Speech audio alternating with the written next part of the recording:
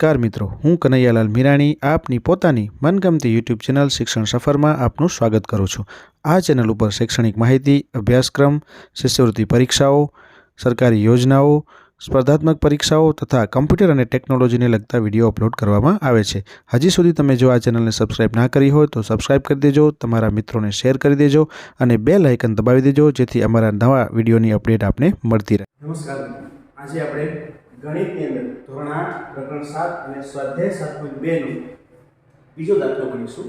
આ દાખલાની અંદર આપણે એમ કીધું છે કે એક ટીવીની કિંમત ₹13,000 છે, તો તેના ઉપર 12% જીએસટી લગાવવામાં આવેલ છે। જો વિનોદને ટીવી ખરીદવું હોય તો તેને કેટલી રકમ ચૂકવવી પડે? અહીંયા આપણને આ ટીવીની કિંમત આપેલી છે, એટલે આપણે આની શરૂઆત કરીએ તો કેવી રીતના થશે? તો કે ટીવીની મૂળ કિંમત કેટલી આપેલી છે? ₹13,000 આપણને આપેલી છે। એ સિવાય બીજું શું આપેલું છે? તો કે જીએસટી આપણને આપેલી છે। તો જીએસટી જે છે એ આપણને ટકાવારીમાં આપેલી છે 12। તો જીએસટી જે ટકાવારીમાં આપેલી છે એને આપણે રૂપિયામાં ફેરવવા પડશે અને પછી આપણે કેટલી રકમ ચૂકવવી પડશે એ આપણે નક્કી કરી શકશું।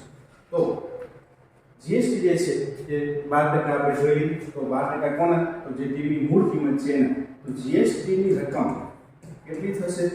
તો 13,000 ગુણ્યા 12%।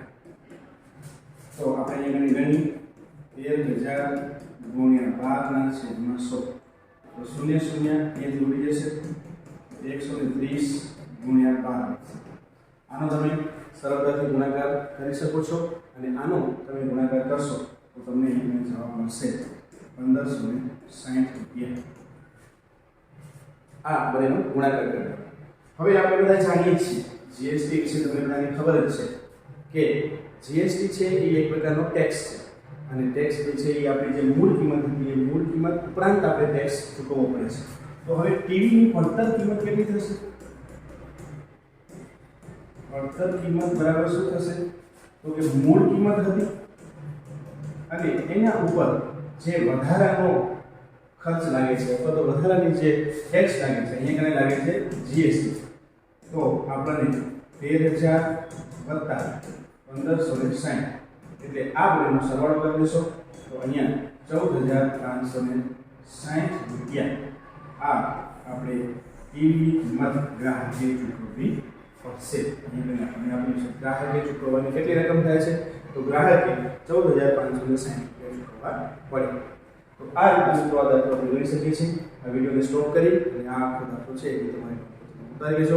ફરીથી આપણે નવા વિડીયો સાથે મળીએ, ત્યાં સુધી મસ્ત રહો, તંદુરસ્ત રહો।